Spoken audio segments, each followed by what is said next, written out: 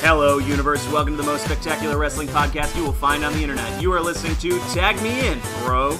I'm Joe Tantillo, and as always, I'm seated next to my terrific co-host, Taryn O'Connor.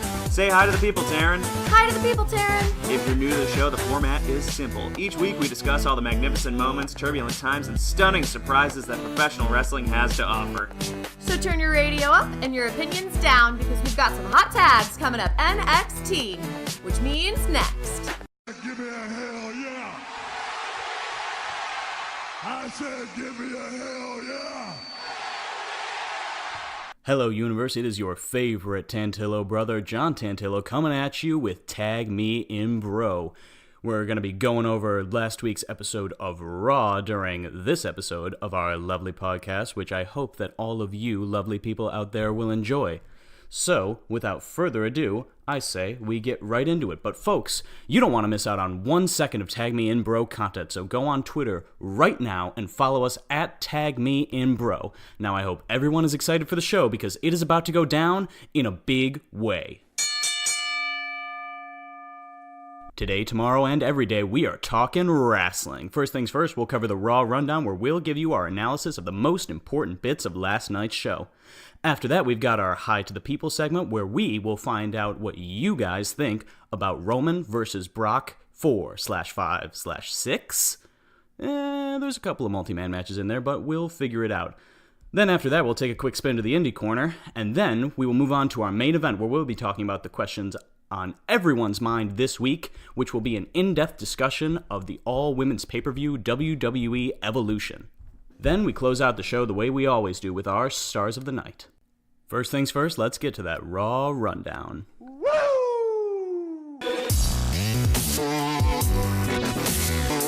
Number 5, Seth Rollins versus Dolph Ziggler at SummerSlam.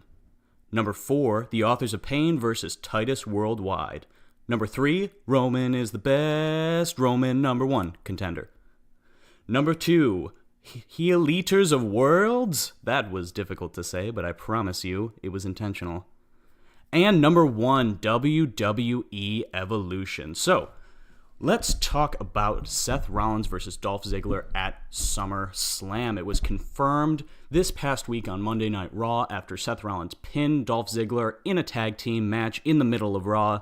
And I am 100% for this match as long as it leads to the return of Dean Ambrose. It's about time that we've seen this guy back in the WWE. He has got some unfinished business with Rollins, and it's just about time for him to be back. He should be recovered from his shoulder injury, so that would be lovely to see around the time of SummerSlam. If it's just another match where Rollins either wins or loses to Ziggler, then I don't care. We've seen it before. But they are both great performers. I love Dolph Ziggler, so I will be anticipating that match either way. Number 4, Authors of Pain versus Titus Worldwide. Authors of Pain came out on Raw and cut a bit of a promo saying we're big scary guys and we do big scary things, so we're gonna go attack some dudes, but not Titus Worldwide. We don't want them. And who comes out? Titus Worldwide. Because writing, it's very difficult, especially for the writers that are paid to professionally write.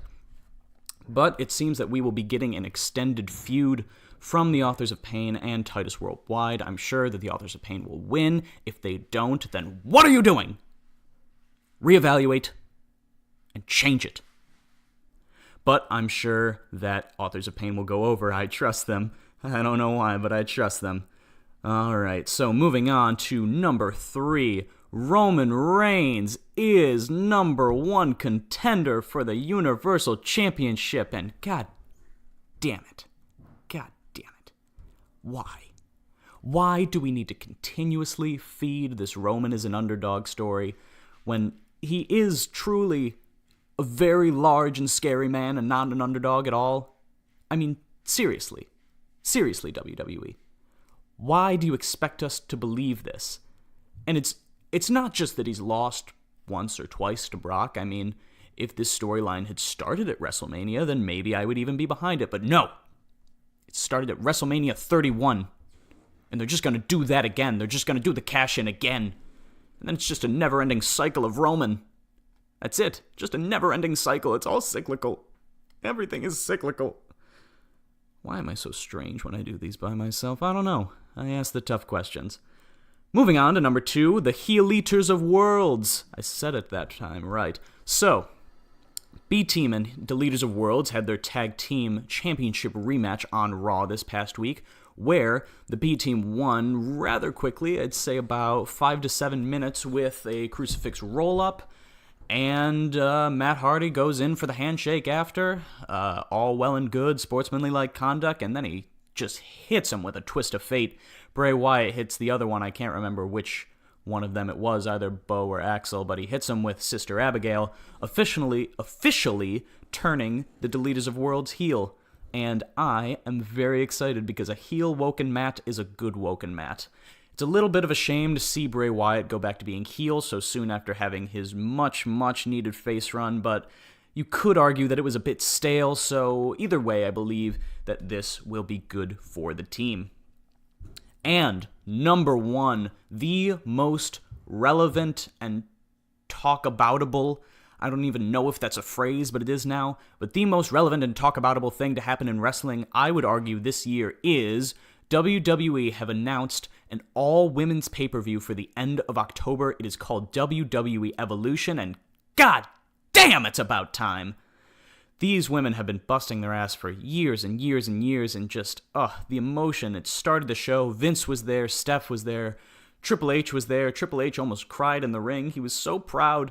He was so proud of all of his women putting in the work, making good on the opportunities he's given them, and it's a beautiful thing. It is truly a beautiful thing, and I will be watching with much anticipation. I'm so excited. But, ladies and gentlemen, that was your Raw rundown. We thought the episode was one of the best in recent memory. But let us know your thoughts on social media. And speaking of social media, it is time to say hi to the people. This week on Hi to the People, we want to know your thoughts on what I am calling Roman versus Brock 6, because this is Roman's 6th opportunity, not at the Universal Championship, but at Brock Lesnar. Because just why not? We'll be running a Twitter poll over the next 72 hours and discussing the results here on our show next week. So let us know what you think about it. You can vote on Twitter by tweeting at us using the hashtag #HotTag or email at us at tagmeimbro@gmail.com if that's your forte, to share your opinion and maybe have your thoughts read out on the show. Every week we'll read out some of our favorite responses. So now let's talk about the results of last week's topic, which was, are you excited for Roman versus Lashley 2, which was this past week on Raw, which led to the number 1 contendership for Brock Lesnar's Universal Championship. 44% of you said no, parentheses, fuck Roman, exclamation point, end parentheses, which is, yeah, I fully agree with that. And now to read out some of our favorite responses from this poll. The Objective Homer at Sulfur Sooner said, no, parentheses, fuck them both, end parentheses, as far as title is concerned. Yeah, pretty much. I do like Lashley a bit more than I like Roman, but in this sense, in this match, for this prize, sure, fuck them both. So those are some great thoughts on that. Bullet Club is fine. Now let's take a spin to the Indie Corner, where we will be talking about one of the matches recently from the G1 tournament, which is Kenny Omega versus Tetsuya Naito. It was awarded 5 stars by Dave Meltzer, one of 2, to my knowledge at this point, there may have been more since then, but one of 2 of Kenny Omega's 5-star matches in the G1 this year alone. It was an absolutely incredible match. 2 of the best performers in New Japan Pro Wrestling right now. Kenny Omega is just, oh my god, it's like if you melted a cup of butter and then just drank it straight, but it cooled down and it was just exactly what you wanted in that moment. It was kind of a gross analogy, but you know what? It works. Kenny Omega, you are the equivalent of melted butter, and I love you. I love you so much. You're so good at your job. But that has been the Indie Corner. Go watch that match. Tell us what you think on Twitter, and we will be waiting to hear it. Nobody is ready for Asuka. And now it's time for the main event.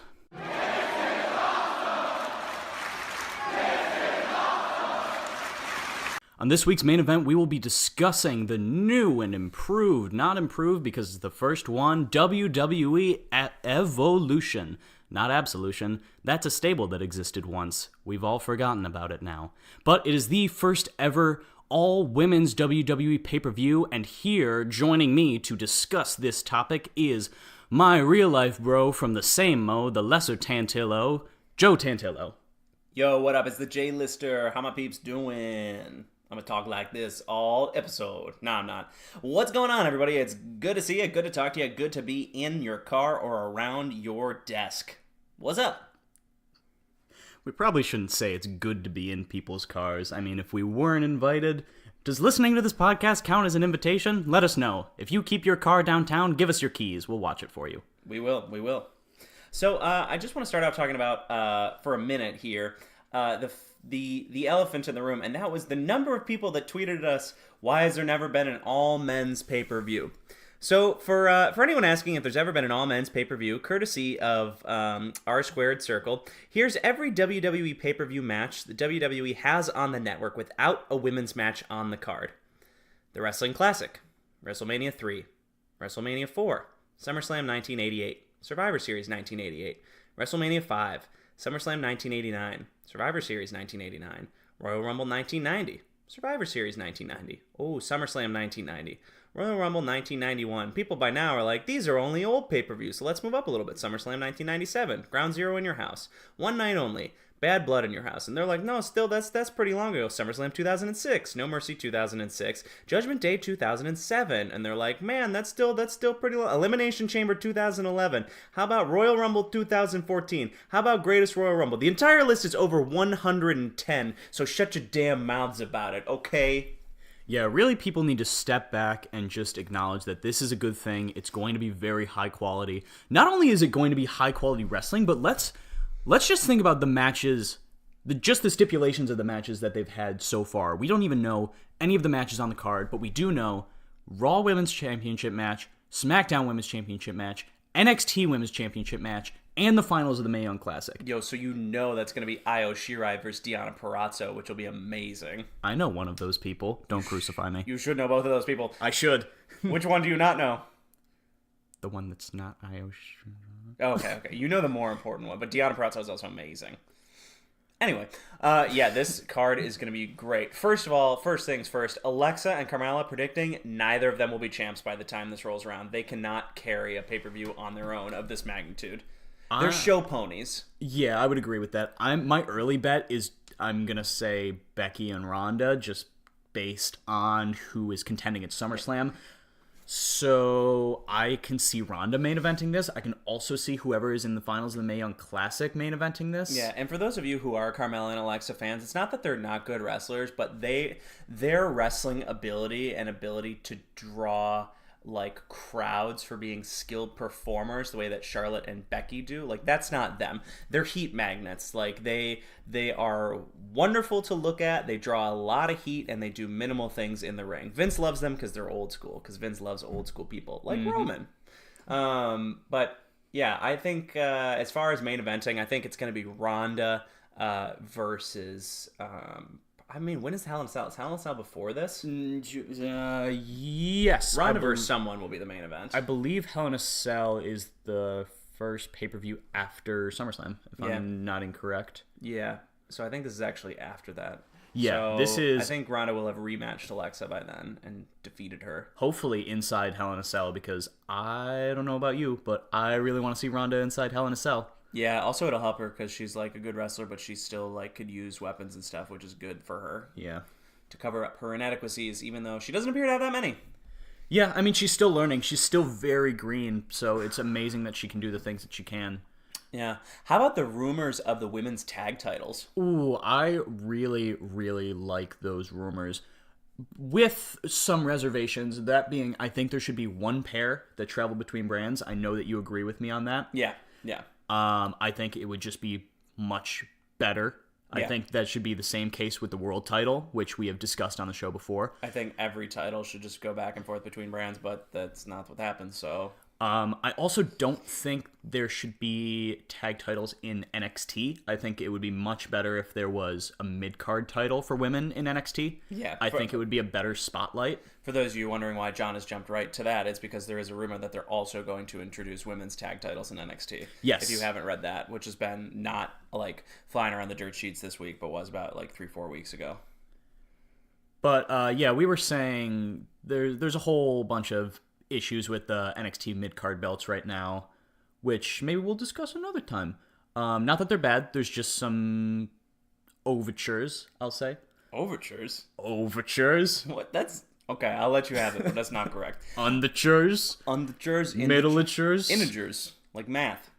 Non-binary integers. Yeah, like computer science. No. I don't know. Women! Anyway, back to the women. So, yeah, Ronda, I think, will be main eventing. The NXT Women's Championship being on that show is awesome. It just demonstrates that they really want to highlight all the women. But it also should be noted that they need the roster from NXT to be able to do a full pay-per-view of women and have it be interesting, because you can't just do, like, 8 singles matches. You're going to have tag matches. You're going to have triple threats, quadruple threats. Speaking of, they are advertising over 50 women then now forever for this pay-per-view, so that's a lot of people. That's like a full Greatest Royal Rumble worth of people. So how do you think they're going to fit them all in? Well, I think that the tag team titles are going to be announced, and there's going to be some sort of tag team tournament matches. That way you get a bunch of teams. Would love to see a tag team of Beth Phoenix and Natalya competing in that tournament. Would love to see... I think they're going to put Sasha and Bayley together as a team, which I wouldn't necessarily love to see because this storyline is convoluted.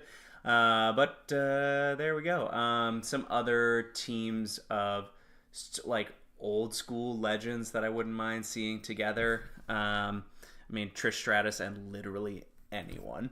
Do you think we could see some kind of like Legends Battle Royal or something? No, I don't try and cram people in there. I don't think they're gonna do that. Actually, I think it's gonna be all prominent matches. I would hope so. The problem is you can't really fit a full tag team tournament and a tournament climax. Talking is hard. Yeah. I am sorry. It's important to note not all 50 of these women are going to wrestle. Like, I just think that's a good point. Every woman that Now Forever has been invited, but they're not going to put on a show where 50 people are wrestling, because they just don't. That doesn't happen. Like, there'll be a lot of appearances, especially from the old timers. Do you think we could see the return of Santina Marella? She has not been seen since WrestleMania 25. I certainly hope not. But we will see Vicky Guerrero. We will see the likes of Molly Holly, Jacqueline, Ivory, Trish and Lita, who have already been name dropped. Trish and Lita have been confirmed, basically. By all but actually confirmed on the website. Yo, Lita is my all-time favorite women's wrestler. Really? All time. Yeah, more than anyone who's currently in it. Like, she was awesome. That's a tough call for me, being such a new watcher. I can't really... I just haven't watched nearly enough to make that conclusion. There's just so many... it's so hard. Speaking of, a little interesting note that some people picked up on Twitter was during this announcement, when the entire main roster was up on stage, Nikki Cross was right up front and center. Yeah. So something's going on there. She best be coming up soon, because she's been at house shows. She's now been literally on Raw. Yeah, she's acknowledged that she was there, and she just kind of said, I'll go wherever I need to be, but she's definitely being tested. She's being tested in SmackDown house shows. I think she'll come up to SmackDown. I'd like to see her reunited with Sanity. I don't think it's the same as when Carmella was split up from the Realest Guys, when that really benefited her. I think that Sanity is weakened as a whole on both sides. Both she's weakened and the other 3 of them are weakened when they're not 4 altogether. Yeah, so hopefully when she wraps up this last little bit of NXT business that she's got, she will be heading up to SmackDown. Yeah. Well, we're talking about Evolution. We are talking about now, there's a lot of people that said that they're not interested in the show because WWE's handling of women's booking throughout the entirety of the Divas Revolution / Evolution movement has been poor. Now, I don't think that's entirely fair to say because it's been so much better than what it was. Like, yes, it's not what it should be yet, but Vince very clearly doesn't understand the movement. Stephanie's taking a big, lead on it. What Triple H has done in NXT is, in my opinion, the best women's wrestling that's going on in the world. Like, he Absolutely. is just, the guy just gets wrestling. Like, he really does. Yeah. He really just on a different level. But I think that we all need to, as usual with WWE, hold judgment until we actually get to the event. Because there have been pay-per-views that I've been psyched for that have blown, and pay-per-views that I've been not excited for that have been freaking amazing. So you just don't know, and I'm gonna give them the benefit of the doubt on this one and hope that it is enjoyable. I am very much looking forward to it. I think just with what we have so far is leading me to believe that this is going to be something truly, truly special to bear witness to. But that's just our thoughts. Let us know what you think on Twitter. You can tweet at us at TagMeInBro. You can tweet at me at BFLO Codebreaker. Let me know your thoughts. I would love to interact with some of you guys on Twitter. So, yeah, that has been our main event, and we will be right back with our stars of the night.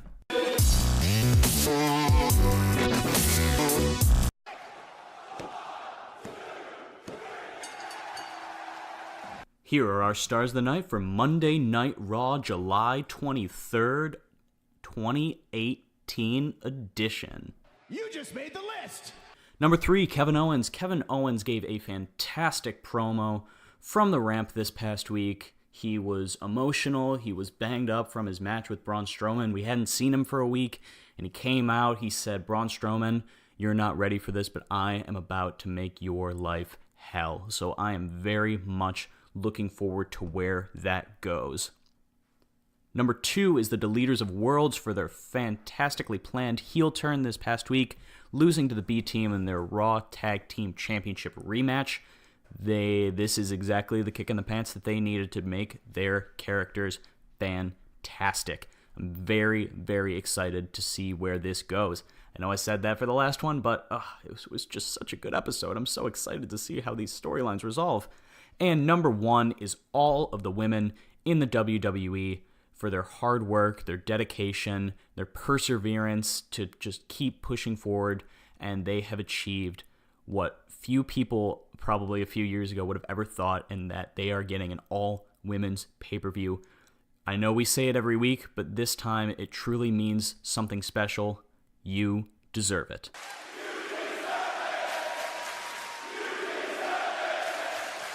Well, that'll do it for us here at Tag Me In Bro. Be sure to follow us on Twitter at Tag Me In Bro and subscribe to the podcast on iTunes, Podbean, TuneIn, Google Play, iHeartRadio, Spotify, Stitcher, and most other places where podcasts can be found. As always, we are eager to hear your thoughts, comments, questions, and answers, so please let us know what you liked, what you hated, and what you could give a fuck about. For my co-host, Joe Tantillo, I have been John Tantillo. Thank you for listening to Tag Me In Bro, and we will see you tomorrow for SmackDown Live. Goodbye, Universe.